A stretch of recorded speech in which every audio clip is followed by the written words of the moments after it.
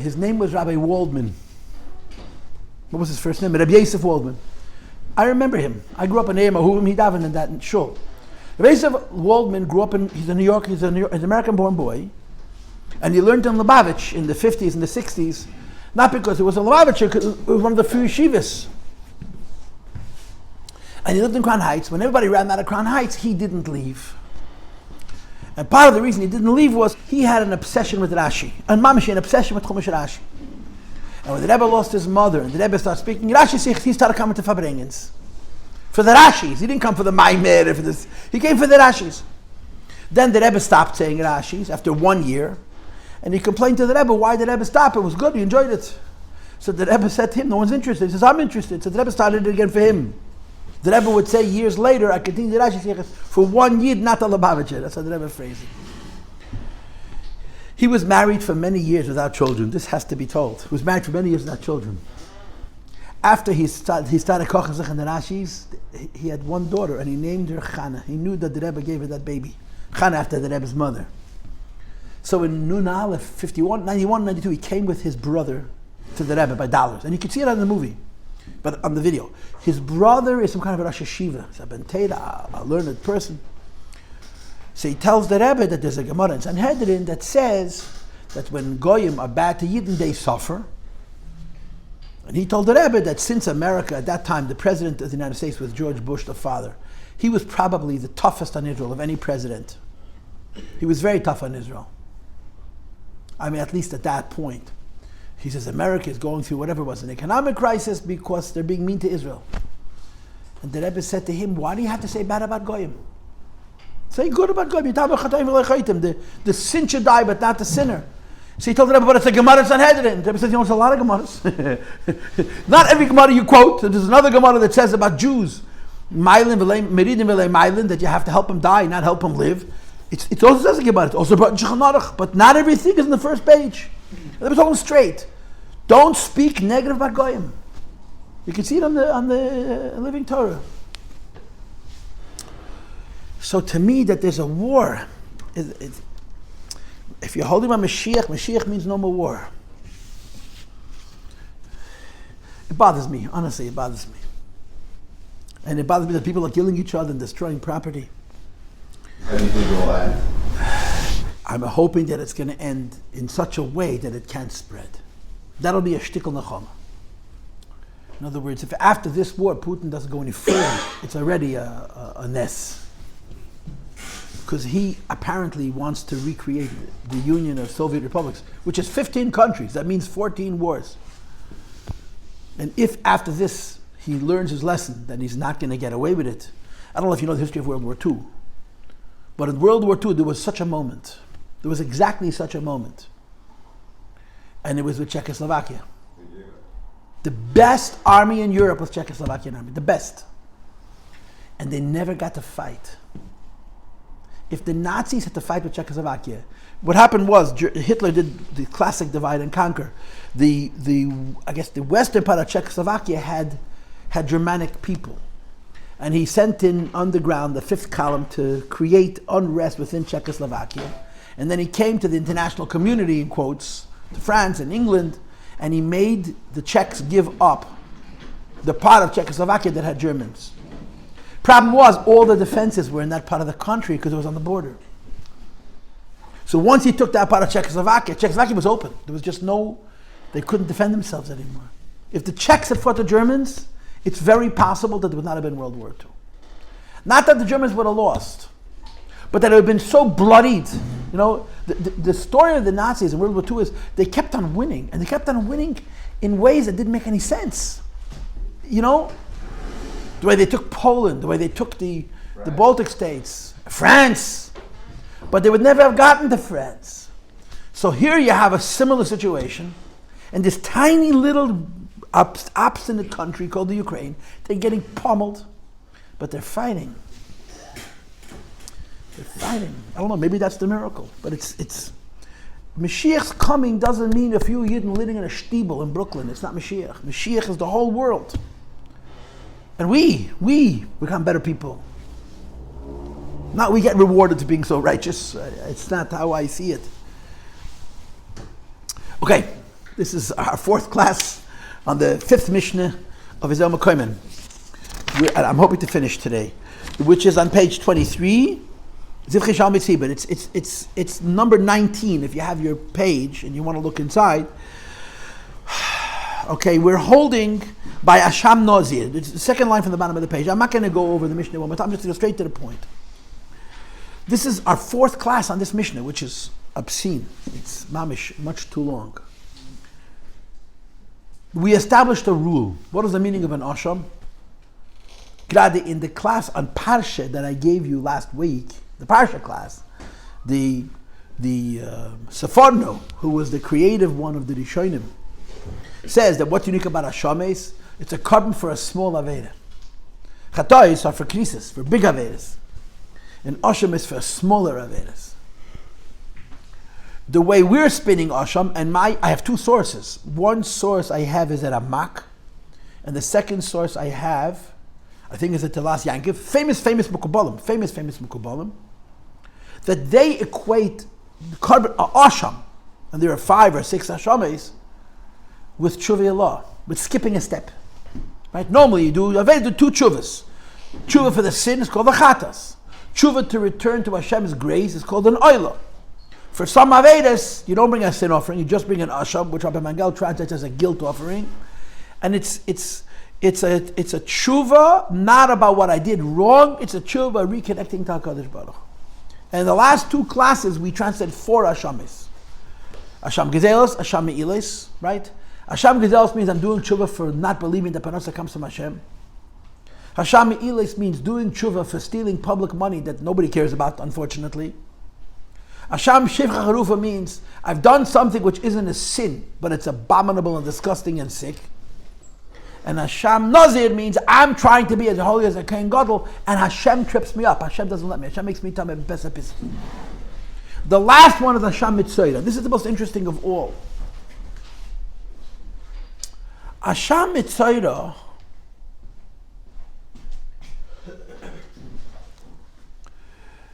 is called Mechusar Kippurim. It's a weird, very weird thing. There are laws of Tuma and Tara, right? There's laws of clean and unclean, pure and impure. What are the laws of Tuma? So, of course, yesterday in Shul we read about Paraduma. You encounter a dead body, you become very severely tummy, and you have to have the ash of Paraduma sprinkled on you the 3rd day and the 7th day, and then, of course, you have to go to the mikveh. If you encounter, we're going to have in next week's parsha. No, in yesterday's parsha, in Shmini, we had the Tuma of Sheretz, and the Tuma of Nevela, right? You have all kinds of different Tumas. And in this week's Parsha, we have Tumas Yoldas. In today's Krita, it's Tumas Yoldas. And then we're going to have Tumas Tzaras.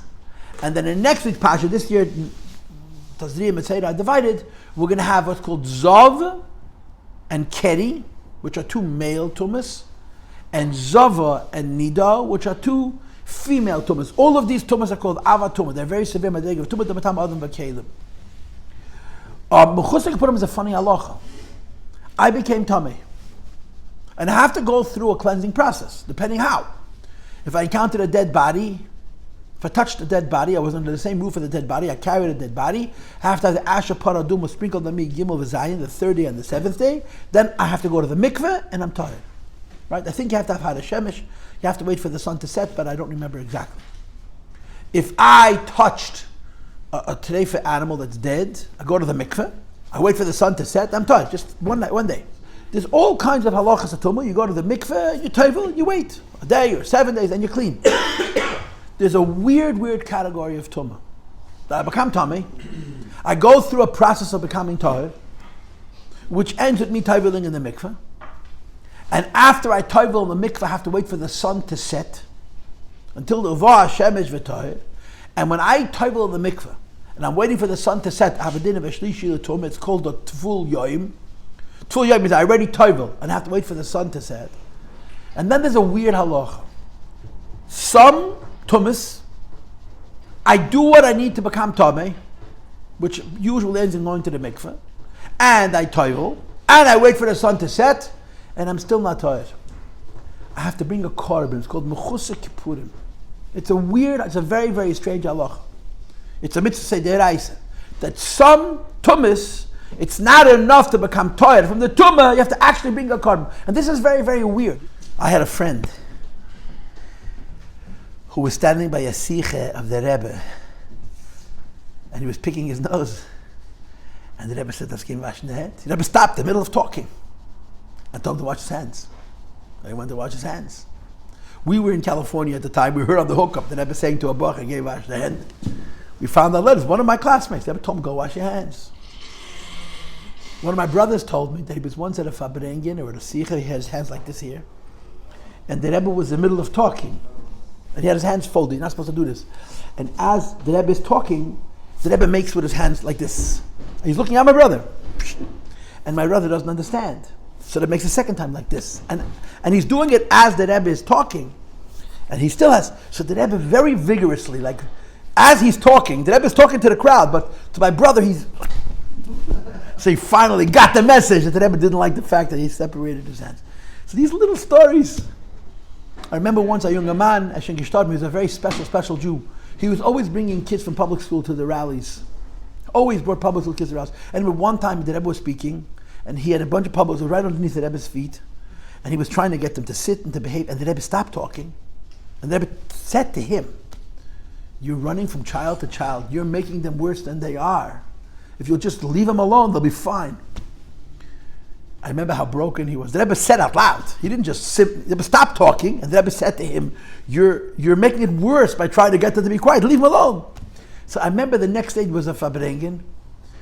He was much older than I was, but I watched him go over to one of his friends with a letter that he had written as an apology to the Rebbe. He was ois mensch. But then the Rebbe actually stopped. But there were many times in the middle of siches that as the Rebbe was talking, he would tell people, "No." I remember the Rebbe protesting in the middle of the sicha that people are biting their nails. On Shabbos, not allowed to bite your nails. And people are standing by for being biting their nails. And as the Rebbe is saying, people are biting their nails. Yeah. The Rebbe used to complain about simple things. In other words, this mishagas, hitting my head until it hurts. I have a precedent for it. The Rebbe didn't hit his head, but he would protest. He would complain. I had a friend, I have a classmate. In the middle of a sicha, the Rebbe said, "Now give wash in the hand." So he went to wash his hands. Back to the topic. Tuma is very different than karbanis. Why? Tuma is a bad thing that I have to fix. And when I fix Tuma, I become tired. Tired is not good, tired is normal. Karbanis is kachim. Karbanis is becoming close to Hashem, His holiness. How could there be a korban connected to Tuma and Tara? It's two different worlds. Right? In Mishas, you have two stadim. You have a Seder Kachim and Seder Tara. Seder Kachim deals with karbanis. Seder Tara deals with not becoming Tameh. But there's an overlap. And in this week's Pasha, Pasha's Tazriah, you have the first. A woman has a baby. Right? So what does she do? She waits 7 days or 14 days, depending if she had a boy or a girl. Midayraisa, she goes to the mikvah, afilu dam sheisis. There's no shiva nekim. She goes to the mikveh and she's teheda labayla for 33 days for a boy and 66 days for a girl. Then she tevels. And it's called a tulas yom aruch. And on the 41st day or on the 81st day, so she's clean from that tumah, but she has to bring a korban. If you learn today's chitas, a woman who has a baby brings a korban. She's bringing that korban not for having a baby. She's bringing that korban for becoming tameh. So there are a number of korbanos, I think there's a total of 4 or 5, where you bring a korban as part of tahara. A woman who has a baby, a zav, which means an illness where a man has a bodily omission, but not from taiva, from chayli, from illness. And zava, which is a woman has a bodily omission, which is not part of a regular menstrual cycle, it's an illness. And a yolדת, and a mitzayda. These 4 tmeim have a weird halacha. They become tired from their tumah by going to the mikveh, whatever they have to do, counting days, going to the mikveh, whatever the case is. And when they're finished with the tara, then they have to bring a korban. And until they bring a korban, now they go to the base. They're called מחוסר כפרה. It's very weird. Now, what do these tumas have in common? This is interesting. They bring 2 pigeons and they stand outside. It's right. They stand whatever the halacha. They stand by the wall. By the these karbanis, they were birds, so you didn't have to be aimed. There was no smicha. even if you were a man, there was no leaning on it. So you would send it, kinim. In the base of Mitzvah, it was pushed a pushka. You would drop in a coin, and you knew that before the sun set, they brought your karbanos, and the next day, you didn't even have to be there. There's a Masechta Shas called kinim, which is one of the weirdest and impossible Masechtas to learn. But it's about the birds that you brought was pairs, a male and two kinim, which were brought for a chatas and for an oila. You didn't even have to be there. You would just send it. But when a person was a tamei and he brought carbon, Nazir was also the same problem. He was a tamei, had to bring a carbon. A mitzorah, he put his hand in, he would stand outside, put in his hand, put in his ear. Right? He was tamei still. How can you be so sure that they brought all the commands that they brought? Koyanim zrizim him. Koyanim zrizim him. Halacha establishes koyanim are not lazy. They get it done right away, they don't waste no time. Koyanim zrizim him. I think that's a klal, it's a halacha, it's chazak. There is a constant that everything to do with the kahuna happens fast. Birchas koyanim is a bracha, comes right away. You mess with the kahuna, you get punished right away. Everything about the kahuna is quick. And the beginning of it is that koyanim are trustworthy, they'll get the job done, and they'll do it right, and do it efficient, do it perfectly, no mistakes. It's a halachic klal, koyanim zrizim. Which is why it's a big shaila, why this whole idea, l'yem v'layla chatzos, that they would stop eating meat at midnight. In the Beis HaMikdash, there should be no shvus. So there's two sichas. This morning I looked at both sichas of the Rebbe about why at chatzos, and I still don't understand it. I don't understand it. The Rebbe brings along this, but the Kenim Zizmim should override that. Okay, vuzenimir. So this is the idea. A person becomes Tomei, has to become Tahir. There are 4 tumas. You become Tomei, it's not enough to become Tahir, you have to bring a Korban. What do these 4 tumas have in common? What does having a baby, tumas zov, which is a bodily omission in a man, an illness, it's a sickness, it's not a natural thing. Tumas zova, which is a bodily omission in a woman, it's also not a natural thing, it's an illness. And tumas Mitzorah, which is also not a natural thing, according to the Rambam, it's a pella. Right? What do these 4 things have in common? It's a tumah that comes from the person himself. Even tumas mess. Somebody else is dead. You're not dead. You encountered somebody else's corpse. You encountered the bar minon, the deceased body of a human being, through maga and through mas, even a goy, and for a yid it's also tumas oil. So you become tummy because something else made you tummy. The same is true by Yeshiva, the same is true by Yenavela. You understand what I'm saying? Most tumas, the tumah is outside of you. These 4 tumas come out of your body. Yoldas, having a baby, zov and zova, and tsaras, they come from your body. And this is why they're the most severe tumas. In a way, these 4 tumas are more severe than tumas meis. The Chazal said, the Medrash says, the Rebbe brings it back, the big shturim, that when Moshe Rabbeinu was told by Hashem that a person who dies is metama, Moshe Rabbeinu was convinced that there's no ta'ara from it. He said, there's no way a person, you touch a dead body, it's nothing, it's dead. Because it has no life. And when the Eibusha said, no, a dead body is metama, Moshe Rabbeinu turned crimson red. He said, there's no way you can have a ta'ara for such a tumah. And the Eibusha told him, says, chuk sateh, paraduma. But even tumas meis, somebody else is dead and you become tamei. But Yoldas, Zov, Zova, Tzaras, Mitzorah, the Tuma comes from you. And these 4 Tumas have this unique halach, which is called Mechusar Kippurim, that after you finish with the entire Tuma, you have to bring a Korban to become Torah. So I want to suggest why. I want you to contemplate what I'm saying, okay?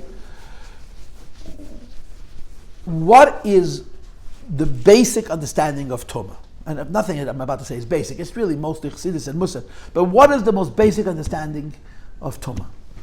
Rule number 1, there's no Tuma in a stone. B'chlal, there's no Tuma in a goy. Tuma is only where there's life.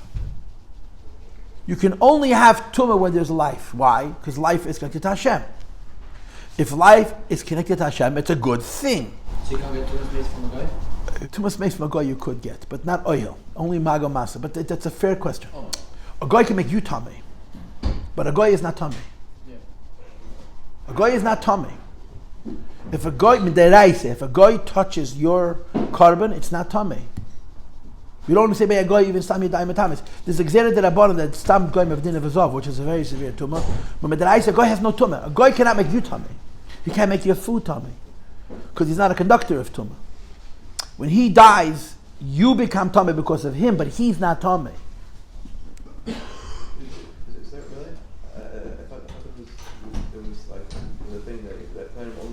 allowed to go into Yiddish guest forest. Anything else? Halachically, they're allowed. You don't do it because you don't want to make a mistake and touch. I mean, I'm not a kohen. Kohenim have a fraternity. Kohenim have these secrets that they share with each other that us Israelites don't know about. I'm not a member of the fraternity, so I don't know how this works. But yeah, the Tuma of a goy by a mess only if you touch it. Not if you oil. Being under the same roof is not a problem. So, Tuma only happens where there's life. And when the life is strong, when the life is healthy, there's no Tuma. The Tuma happens when the life is waning. You have a living thing, and it becomes deficient. This is where the Tuma is. Why? Because Tuma means what? Think of Tuma like parasites. It's a very, very good metaphor. Think of Tuma like parasites. I'll explain it to you very, very practical. You'll understand it very, very simply. Does a person get sick from the cold? Yes or no? No. No. Does a person get sick from hunger? Yes or no? No. No. Does a person get sick from being fatigued? Yes or no? No. You don't even get sick from being depressed. Fact of life, however, is when it's cold you get sick. When you're hungry you get sick. When you're depressed you get sick. And when you're tired you get sick. Why? Your body is full of bacteria. There's so many illnesses inside our body all the time. I had a doctor, a geneticist, that my wife and I knew many years ago because we had a child with a genetic illness. He said, I tested my blood. I'm carrying 200 diseases, he tells me. I'm carrying 200 diseases. Everybody's carrying hundreds of diseases. But we have what's called white blood cells. That they're called our immunity. They fight illness. And when these diseases start to multiply, they stop them. So we're carrying so many bacteria inside of our body anyway. And our body fights them off, as long as the body recognizes them. But when we're hungry, we don't have enough kayach. So our power to fight the disease weakens, and that's where the sickness comes in. When we're tired, when we're cold, so we need more energy to keep our furnace going, right? If you have to keep your body warm, because outside it's cold, and you don't have clothing, and you don't have, it's artificially created heat, your body is using so much energy to keep itself warm. There's not enough energy to fight the disease. You don't get sick from the cold. You get sick because your body doesn't have enough koyach to fight illness. But the illness is a separate thing. That's what Tuma is like. Tuma is a negative force that invades a person when they're spiritually down, weak.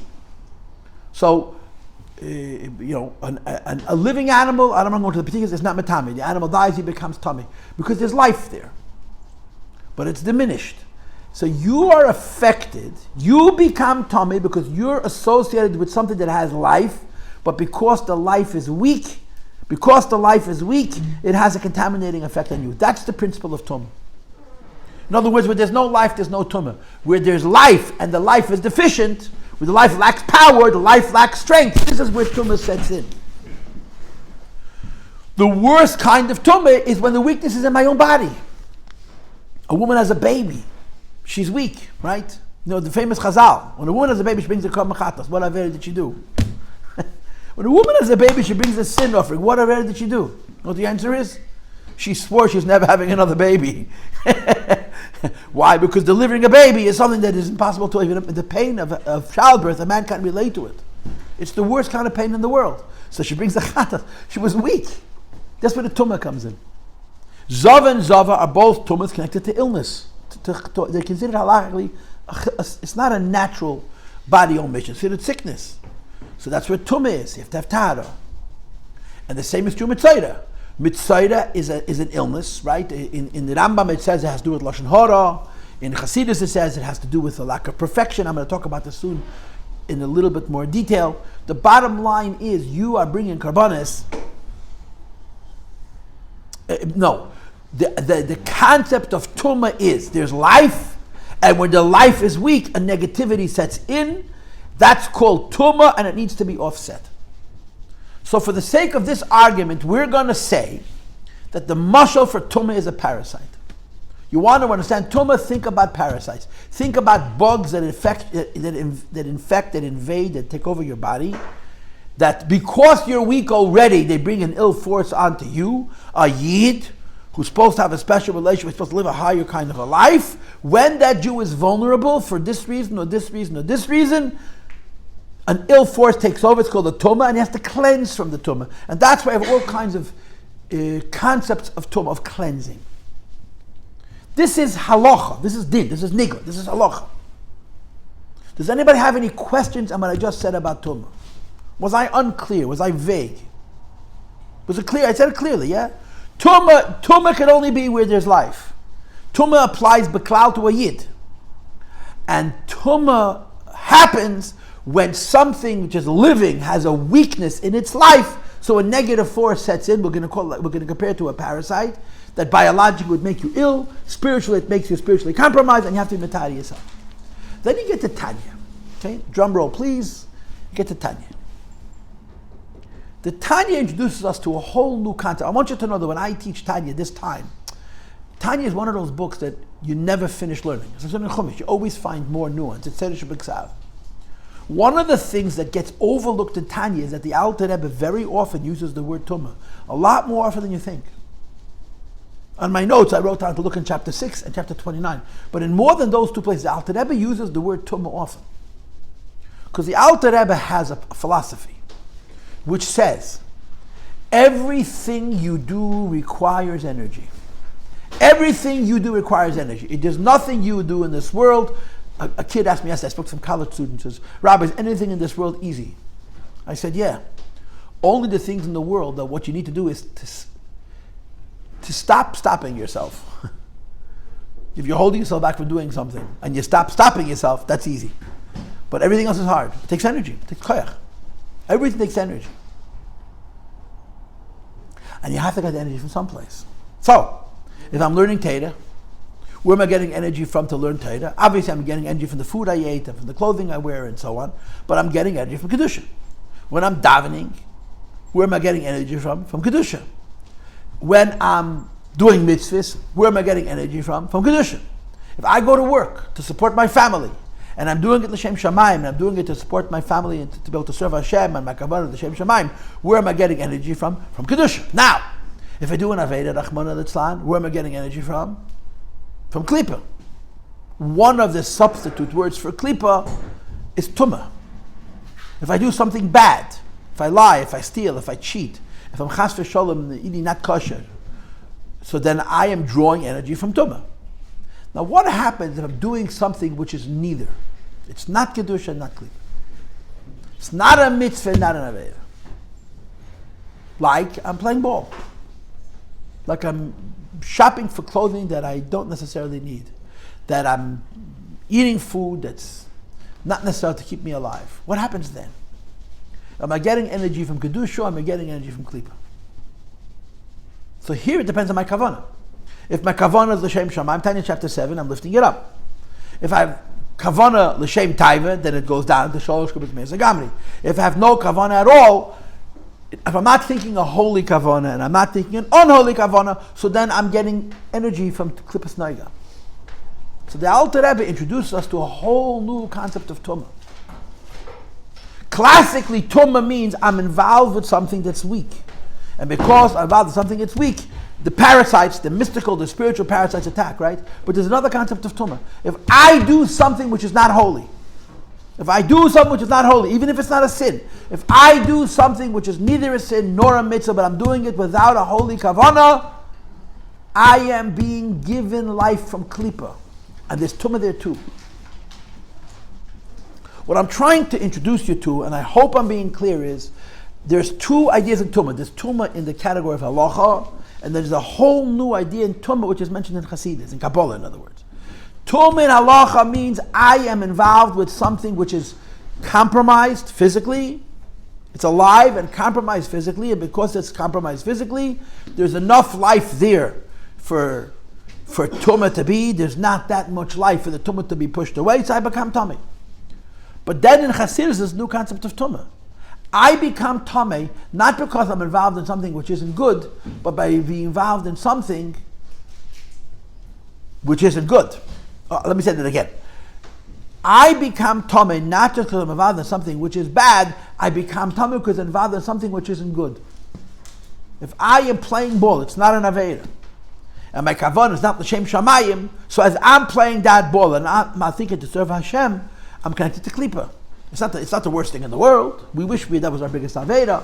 But at those moments I'm connected to klipa, and therefore there's a concept of Tuma. So the concept of Tuma means I'm involved with something which isn't good.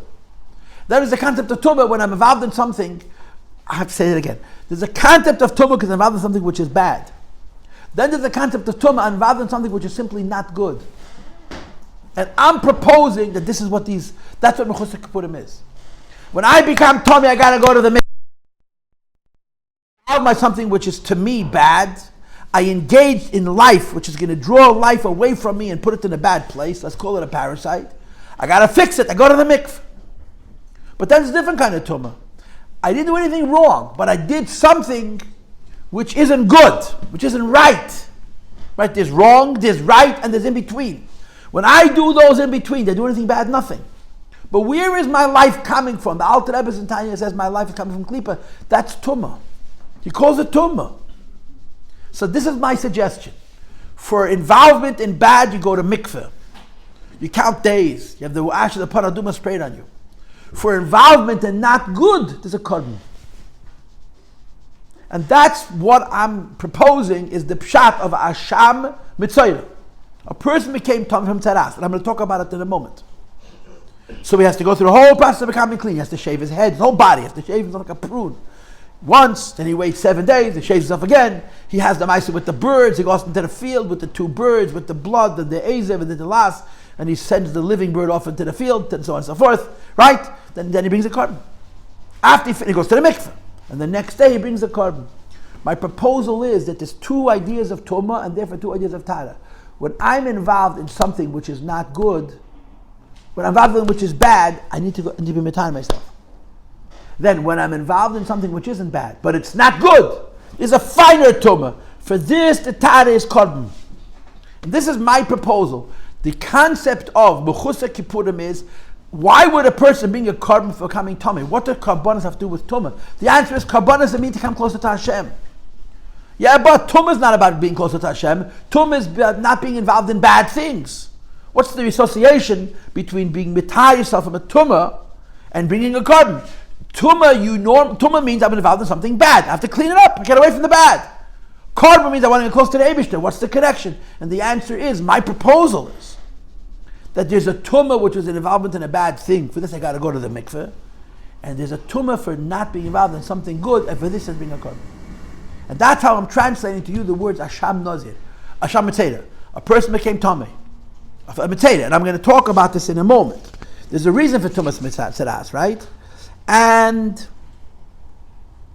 he did what he had to do. He shaved himself like a prune twice in 7 days intermittently. He did the thing with the birds. He went to the mikveh, finished. The next day he brings a korban. Everything before the korban is going away from the bad. The korban is the tumah that came from the not good.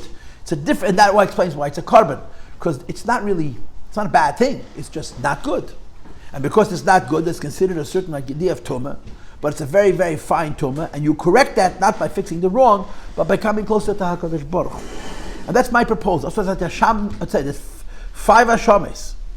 In the last 2 classes we went through, Asham Gazel's Asham Ilas was 1 week, Asham Shivcharuf and Asham Nazar was the next week. Now we're doing Asham Mitzora. What's the pshat Asham Mitzora? It's a korban asham that are bringing to go away from the tumah, not of having done something bad, but going away from the tumah from being involved in something which isn't good.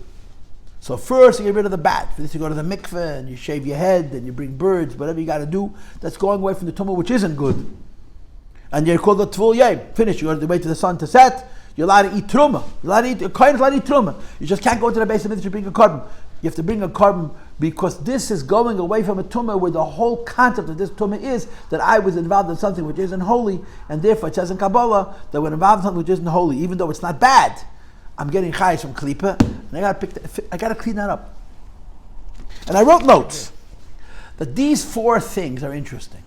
There are 4 tumas that making yourself tired by going to the mikveh is not enough. You also have to bring a korban. So let's go through each one. The first is the woman who has a baby. And I told you, a woman who has a baby, so obviously having a baby is a very wonderful thing, but there's also blood comes out of her body, whatever, there's an end of a certain kind of life. So there's a concept of a tumah, which has to tell you, just like a nida, right? I mean, what is a woman has menstruates? Why is she tamei? Because a life just died. A woman produces an egg every month, right? She has no control over it. She has no control over her seed. Every month, the woman produces an egg. If the egg is not fertilized, the egg is passed. There's a loss of a life. That's what Tuma is.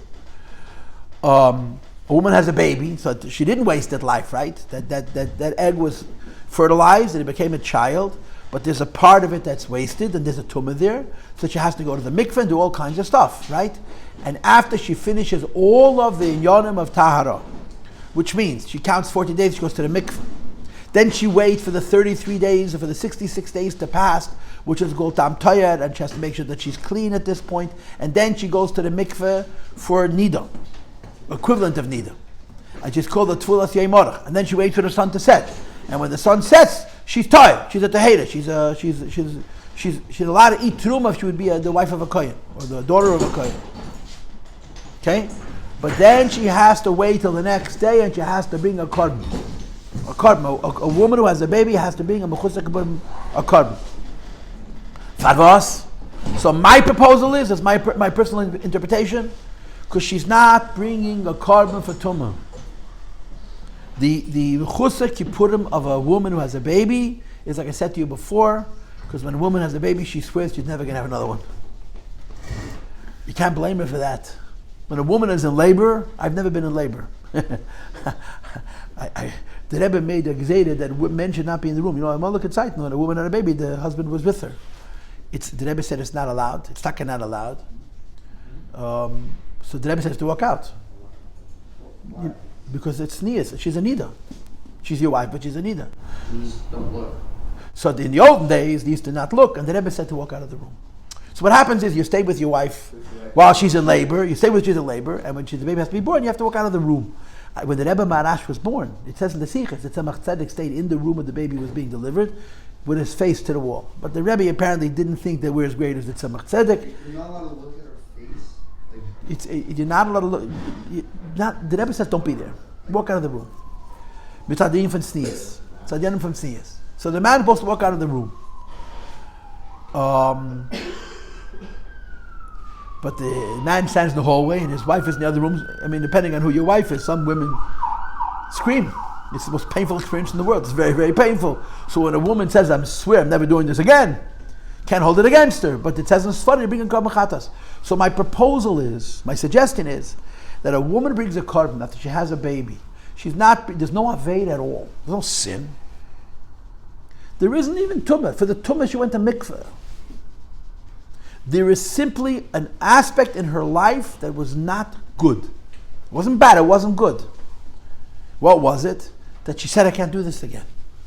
What's wrong with a woman saying, I can't do it again? I mean, you can't blame a woman, right? That's why she has to wait a little while. Yeah. What's wrong? She's a normal person. It's very, very painful. And the teretz is, you can't call that holy.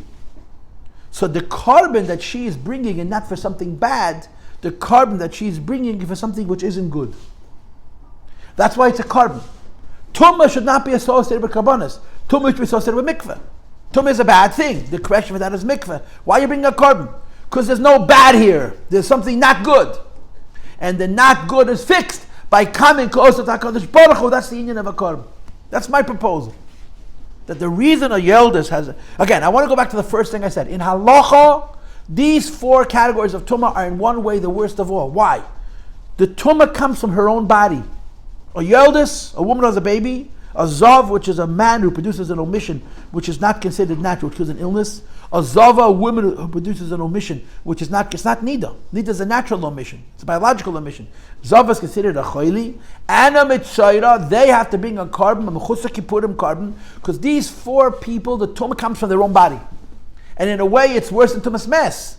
Tumas Mes is halachically the worst Tuma, because it's called Aviyah Veisa Tuma. But Tumas Mes is somebody else died. You didn't die. These four Tumas, the Tuma comes from your own body.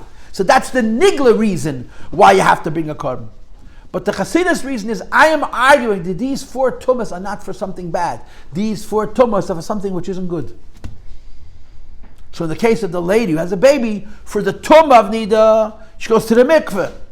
But for the Tuma of swearing, of never having another baby, she brings a Korban. And the same is true of Zava and Zava. And I'll put it to you in these words.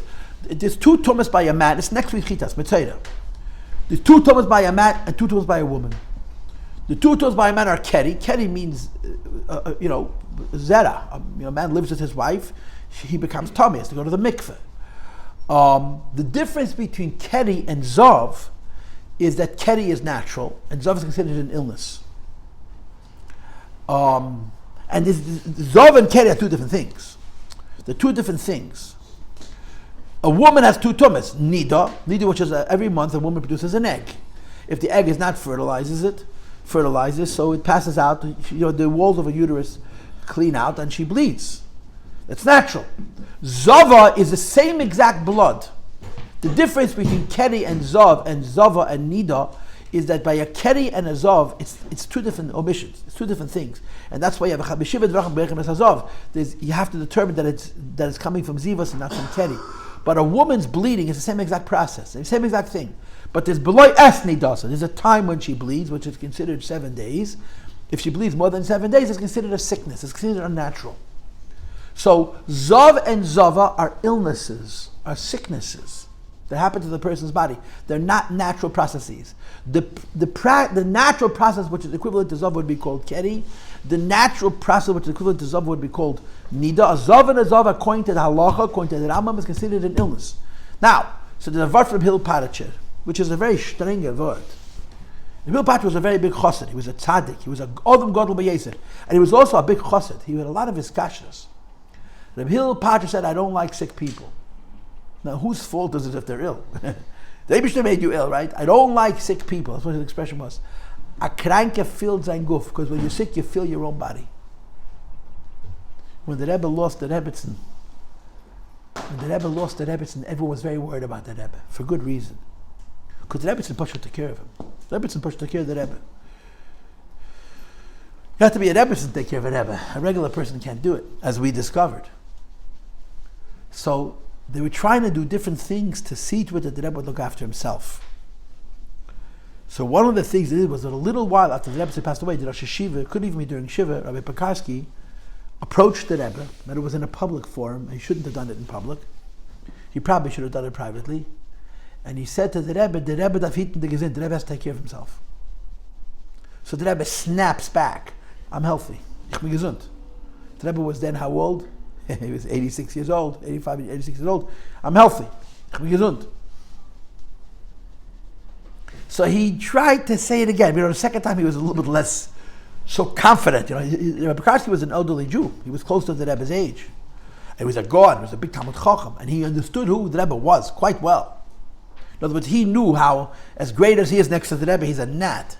But he was a person, of all the people alive at that time, who could have said that to the Rebbe. So he said it again, but this time he was more sheepish, But the Rebbe has to take care of him. I'm healthy. Anyway, finally the Rebbe made him eat his words, which is what the Rebbe did when he didn't like what you said. He literally pushed it back into his mouth. Literally, I don't mean you didn't see him do this, but he did it.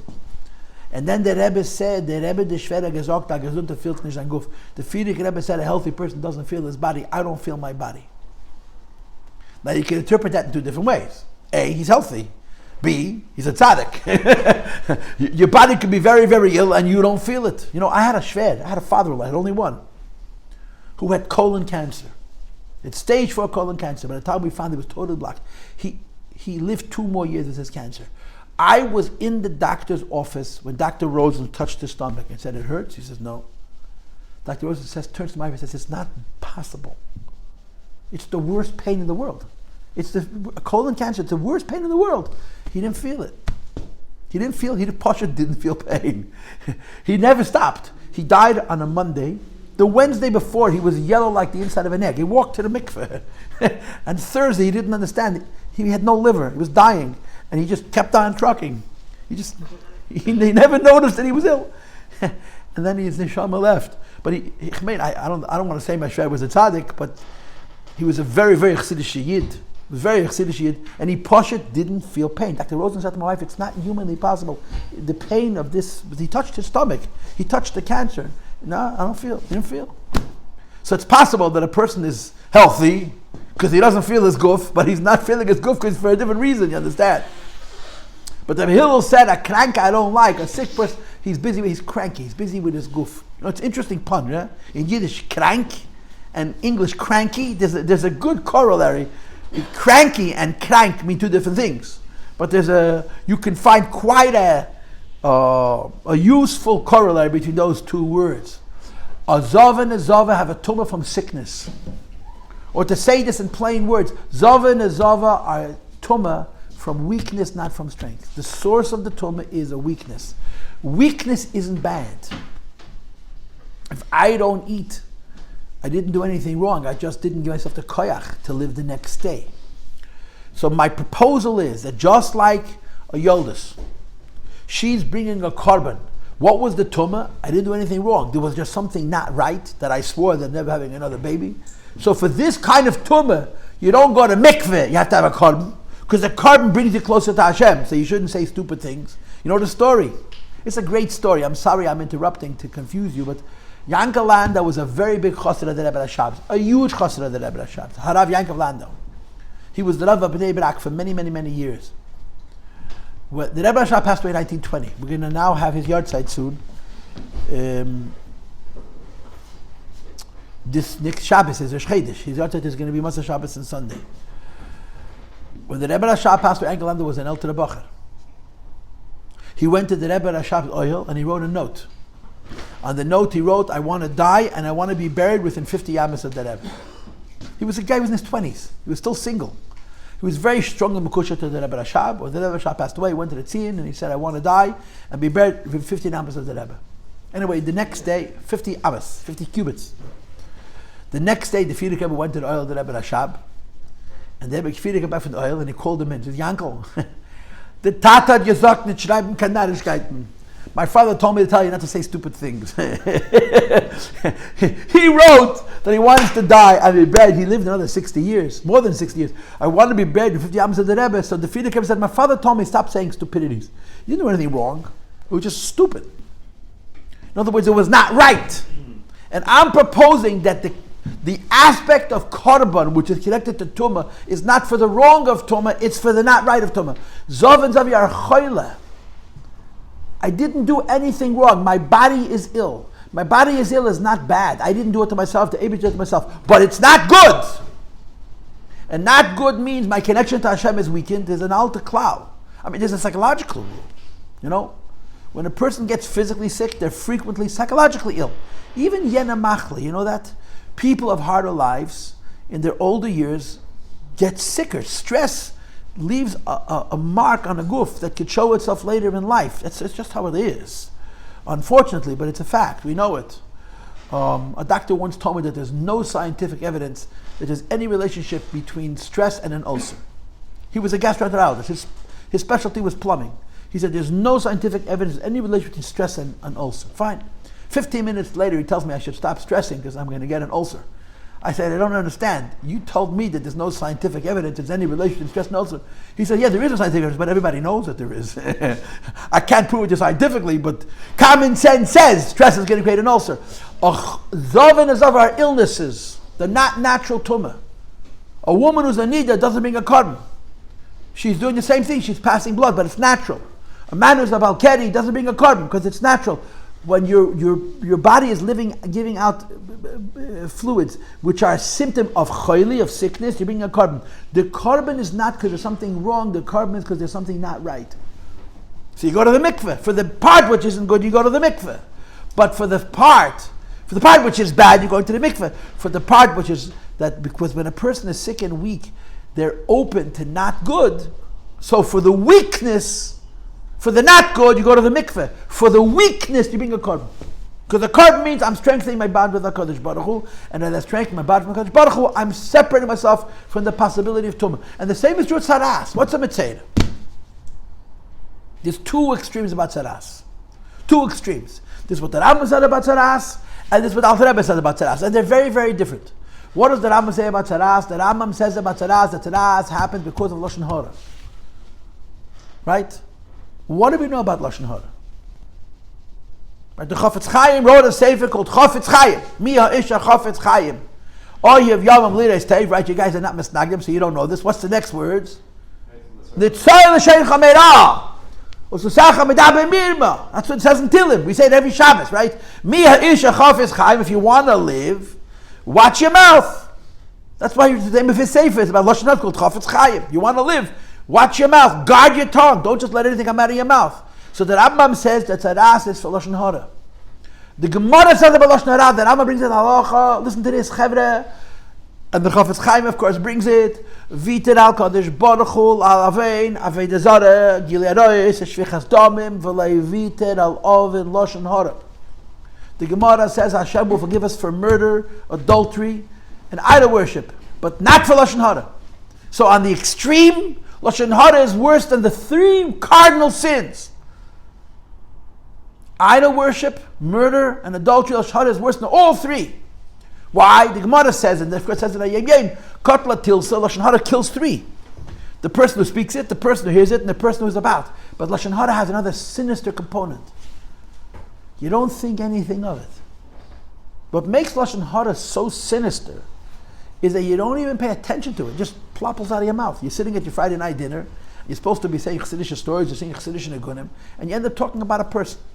It's just easier, right? The guys asked me yesterday, what's easy? I said, anything that has to do with stopping yourself from stopping yourself is easy, otherwise it's hard. And you end up spending the whole meal talking gossip. When you get up after the meal, you want to take a shower, you feel like a piece of... Just spent an hour talking about human beings. What a sleazy place to be. That's what Lashon Hara is. It's a terrible thing. The Gemara says that it's in a certain aspect worse than Avei Zara, Shvichas Damim. So you speak Lashon Hara, you become a Mitzorah. You have to become tired from that. But there's 2 parts to the Tahara. Part A, I did something wrong. Part A, I didn't do something right. Meaning, the sin of Lashon Hara, you have to have your head shaved twice, and you got to wait 7 days in between the haircuts, and you got to have 2 birds, and you got to send them off to the field, and you got to go to the mikveh and wait for the sun to set. That's for the bad of Lashon Hara. But the beginning of Lashon Hara is that I wasn't paying attention. You know, the famous word, they say, I don't know if this is true, but they say that the Chafetz Chaim asked the Rebbe Rashab why he makes such a big issue of beards and not of Lashon Hara. Lashon Hara is a deraisa. Beards is a contended issue. There's different sheets whether shaving a beard, especially if it's shlei kein tar, if you're just trimming your beard. If it's also b'chalal, if it's also b'deraisa especially. And Lashon Hara is about, Lashon Hara is worse than Shvichas Damim. Why is by the Rebbe Rashab a beard more important than Lashon Hara? So the Rebbe Rashab said because Lashon Hara you say by mistake. By your beard, you take a comb and you take a brush and you stand in front of a mirror and you cut your beard. It's very deliberate. It's very intentional. In other words, Your hand slipped while you're... Your hand slipped, right? Your hand, the guy said, I picked my beard.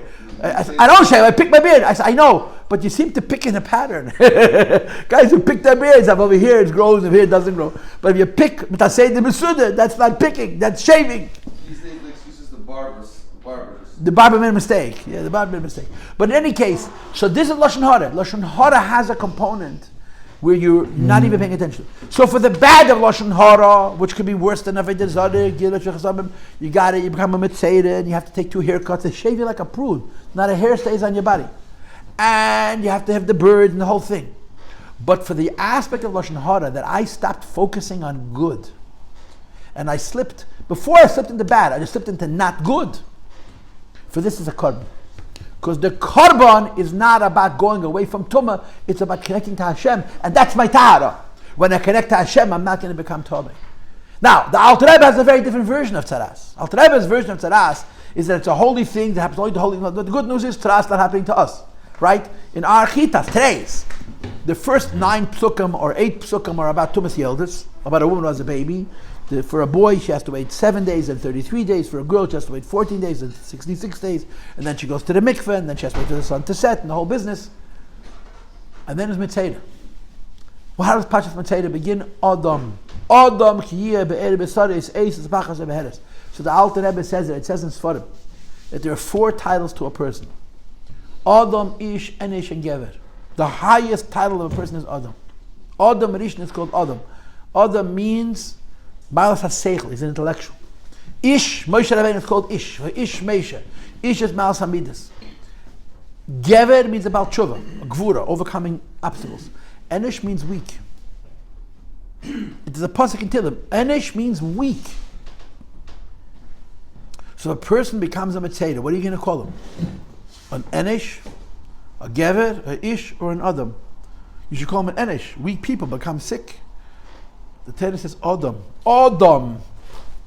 So the Alter Rebbe says, you don't become a Metzora until you're 99% perfect. Because the tzaras is for the 1%. If a person is completely pure inside, and there's a skin deep deficiency, and he doesn't fix it, the tzaras comes. So according to the Alter Rebbe, the whole Tuma of tzaras, not like the Rambam says, that's for Lashon Hara. The whole Tuma of tzaras, which is Davar, which is Leishchiach, which is so uncommon, is dealing with the finest people. So according to this, the whole Tahara of tzaras is coming closer to the Eibishter. So this is my proposal. I just spent such a long time saying that I was hoping to say in 15 minutes.